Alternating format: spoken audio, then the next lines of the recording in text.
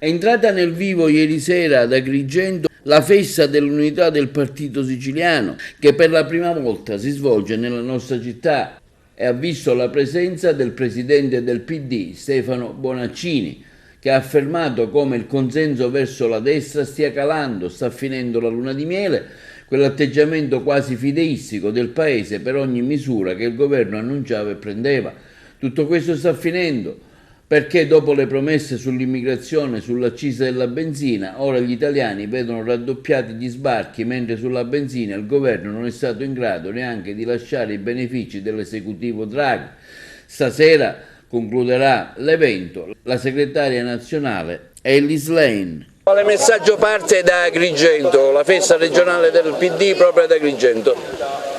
Ma quella di fronte a un governo che io credo abbia terminato la luna di miele col Paese, il che, voglio essere chiaro, non significa che sta calando il consenso verso la destra. Intendo la luna di miele con quell'atteggiamento del Paese quasi fideistico per ogni misura che il governo annunciava e prendeva, e questa sta finendo perché le troppe promesse che tutti ricordano attraverso video e urla nei comizi degli ultimi anni vedono i migranti raddoppiare gli sbarchi quando si era promesso che finendo la pacchia non sbarcava più nessuno, perché davanti alle pompe di benzina si annunciò che una volta al governo si sarebbero addirittura tolte le accise e persino non sono stati capaci nemmeno di lasciare i benefici del governo Draghi, e quindi la benzina, tutti quelli che vanno a fare rifornimento si accorgono che costa come non mai, perché sulla sanità pubblica, stasera ne parlerò a lungo qui, stanno mettendo in difficoltà persino regioni con una tradizione solida come l'Emilia Romagna e la Toscana, non oso immaginare in altre parti del Paese. E attenti, perché questo governo ha riportato per la prima volta dopo anni e anni sotto il 7% il rapporto tra spesa pubblica e PIL del Paese, portandoci al 16° posto tra i paesi dell'Unione Europea. Non ce lo possiamo permettere perché Tina Anselmi, gigante, nel 78 portò in Parlamento una riforma tra le principali che il paese repubblicano, l'Italia repubblicana ha conosciuto, che fu il passaggio dalle mutue all'idea di una sanità che dovesse diventare universalistica, cioè che un povero avesse lo stesso diritto di curarsi di un ricco. Ecco, io penso che siccome abbiamo scoperto, ed è un problema per il PD da risolvere, che anche alle ultime politiche, merito loro, la maggioranza di chi sta peggio economicamente ha votato per la destra, se sei un operaio a 1.200 euro al mese, o peggio un precario, o peggio un disoccupato, e per una visita specialistica ti dicono che ci vogliono 6 mesi, un anno e non puoi andare dal privato, che fai? Quindi qualche domanda qualcuno comincia a fare. Quello, e finisco, che serve, messaggio da qui che voglio dare, è che serve un Partito Democratico all'altezza di essere davvero percepito come alternativa di governo la prossima volta. Vuol dire che per ogni critica che facciamo ci vuole una proposta alternativa di fianco, vuol dire avere la consapevolezza che da soli non ce la facciamo, va costruito un nuovo centro-sinistra con pazienza, cercando almeno di mettere le opposizioni insieme dove si condivide la scelta. Ellie è stata bravissima, Ellie Schlein, sul salario minimo legale, lo dobbiamo fare sulla sanità. Persino Renzi, che sbaglia sul salario minimo, non è d'accordo sui tagli del governo alla sanità pubblica, e quindi si aggiunge a Calenda, si aggiunge a Fratoianni, a Bonelli, si aggiunge a Giuseppe Conte, ma non mi basta nemmeno la politica, è la società reale che può mobilitarsi, da chi lavora in un ospedale, chi fa l'infermiere guadagna troppo poco,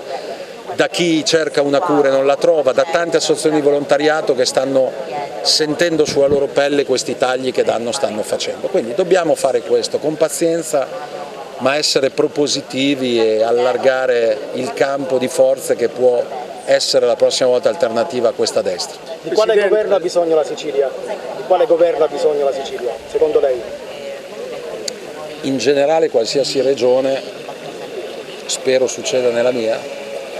ha bisogno di un governo che dia risposte ai problemi reali delle persone, pochi slogan, poca propaganda, poca demagogia, molti fatti concreti. Presidente, il governo di centrodestra pare insistere molto sul tema del ponte sullo stretto di Messina. Qual è la posizione del Partito Democratico? Allora, di ponti ne esistono in tutto il mondo che collegano anche isole con la terraferma. In sé non è che si può essere ideologicamente contro un ponte, Io sono convinto che non se ne farà nulla, intanto perché non hanno i soldi nemmeno per fare un vero taglio del cuneo fiscale e non hanno i soldi soprattutto per la sanità pubblica, anzi favoriscono quella privata. Ecco, vorrei sapere, la domanda che vorrei fare a Schifani è d'accordo a fare una battaglia con Bonaccini, visto che le 20 regioni italiane hanno chiesto subito 4 miliardi di euro dal ministro Schillaci per irrobustire la sanità pubblica, o il presidente Schifani è d'accordo a favorire la sanità privata in sostituzione di quella pubblica? Ponte sullo Stretto non lo faranno perché mi pare che siano divise tra di loro. Verrebbe da dire, io quando sono sbarcato all'aeroporto di Catania e mi hanno portato verso qui, il problema è il grado delle infrastrutture. E è andata anche bene perché Catania è la tratta. No, dico, da quello che sento, quello che so, quello che conosco, quello che ho già visto venendo qui altre volte, è che mi pare che prima di tutto bisognerebbe pensare a collegamenti stradali, autostradali e ferroviari che consentano ai siciliani di non metterci ore quando da altre parti d'Italia ci vogliono mezz'ore magari per muoversi. E poi comunque quel ponte mi pare diventato un elemento ideologico, peraltro da parte di chi faceva video e conferenze stampa per dire che quel ponte non andava minimamente fatto, anzi indossava magliette. Ma ho visto che su questo cambiano idea rapidamente, perché da No Euro avete poi visto che vanno addirittura in ginocchio a pregare l'Europa di concederci un po' di flessibilità. Presidente, ma si parla di un governo tecnico, comunque la Meloni teme che la sinistra stia lavorando per un governo tecnico. Io penso che la prossima volta noi al governo ci dovremo tornare se vinciamo le elezioni. Perché il Partito Democratico, che è stato al governo 10 degli ultimi 12 anni, con tanti governi diversi, e c'è stato per ragioni nobili e persino giuste, ma pur perdendo le elezioni politiche più volte, continuando a vederci al governo, un po' di italiani hanno pensato che noi siamo quelli aggrappati al potere. Io penso che abbiamo già dato e che la prossima volta, se si deve passare dal provare ad andare al governo, ci si va dalle urne. Guardate l'esempio di Sanchez, perde le amministrative in Spagna, tutti gli dicono rimani al governo visto che non si deve votare per forza, ha convocato in anticipo le elezioni politiche, tutti lo davano sconfitto e invece alla fine avete visto che il leader del Partito Popolare è stato respinto dalle Camere in Spagna